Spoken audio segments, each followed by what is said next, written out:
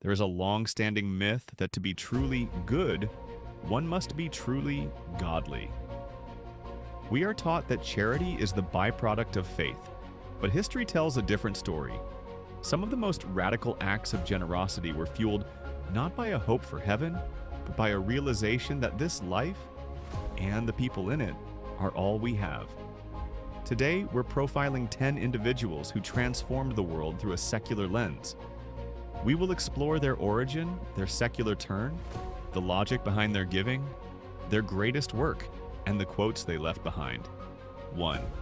Andrew Carnegie, the weaver's son. Though he rose to become the richest man in the world, his origin was one of grueling poverty. As he climbed the ladder of the steel industry, he experienced a profound secular turn, trading his Presbyterian roots for evolutionary humanism. He didn't see God in his success.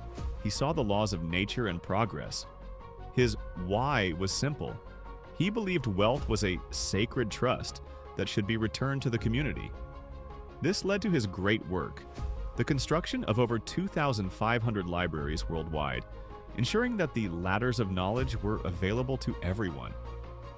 He famously lived by the quote, "The man who dies thus rich dies disgraced." 2. Alfred Nobel, the Merchant of Death. Next is a man whose name is now synonymous with peace, but his origin was in the business of war. Alfred Nobel was the inventor of dynamite.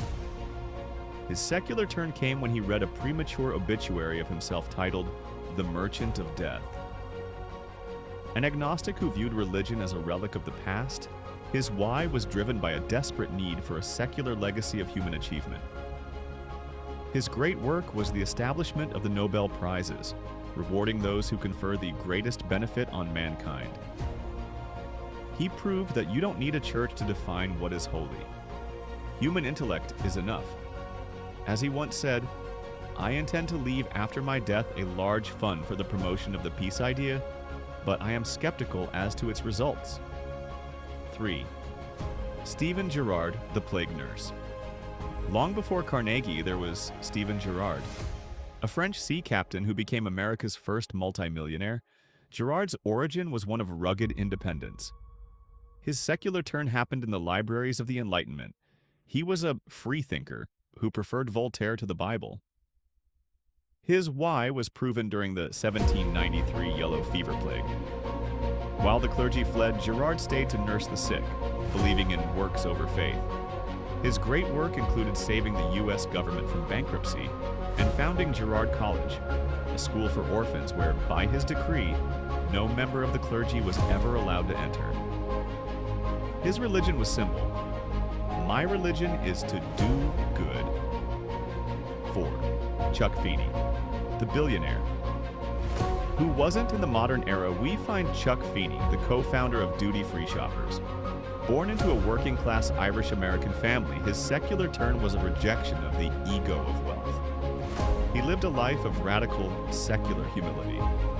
His why was a philosophy called giving while living, the logic that money does more good now than it does sitting in a bank.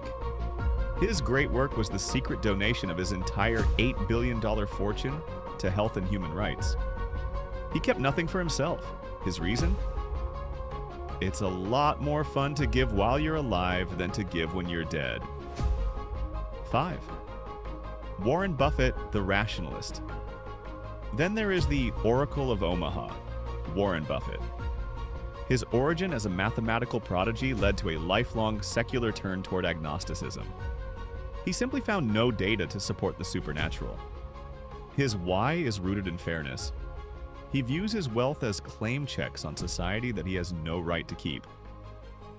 His great work is the pledge of 99% of his fortune to the Gates Foundation and the creation of the Giving Pledge. He remains a card-carrying agnostic, proving that logic is just as powerful a motivator as faith.